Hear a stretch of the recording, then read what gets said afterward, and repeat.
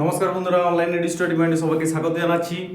আজকে যে বিষয়টা নিয়ে আলোচনা করব, যেটাকে কেন্দ্র করে খুব বিভ্রান্ত ছড়িয়েছে, আপনারা বিভিন্ন সোশ্যাল মিডিয়াতে দেখছেন আর কি, যে সিডির রেজাল্ট নিয়ে বিভিন্ন চ্যানেল বিভিন্ন কথা বলছে। জানি না তাদের সোর্স কি।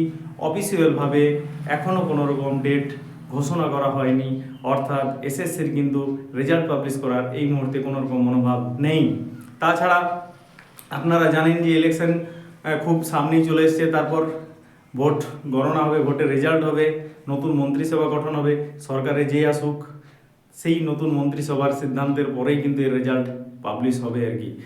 তাহলে এই মুহূর্তে যারা সিটি পরীক্ষা দিয়েছেন, বিভিন্ন ভিডিও দেখে বিভ্রান্ত হচ্ছেন, হবেন না। এখনও কোনো ফাইনাল ডেট কিন্তু পাবলিশ করার ডেট কিন্তু এসএসসি জানায়নি, ঠিক আছে? তো আপনারা প্রিপারেশন জারি রাখুন। আমার কাছে এখনও কোনো আপডেট খবর নেই, ঠিক আছে?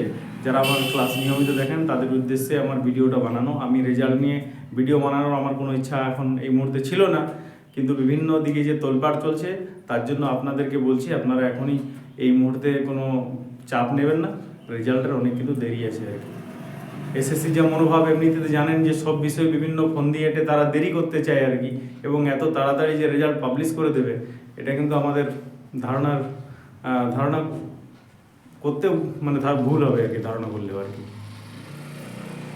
আর ভোটের কাজে তো বিভিন্ন অফিসাররা ব্যস্ত আছেন, যার জন্য এখনই রেজাল্ট হচ্ছেন না। যা হবে ভোট রেজাল্ট হওয়ার পর, নতুন মন্ত্রিসভা গঠন হওয়ার পর। ক্লাসটা দেখার জন্য থ্যাংক ইউ সো মাচ।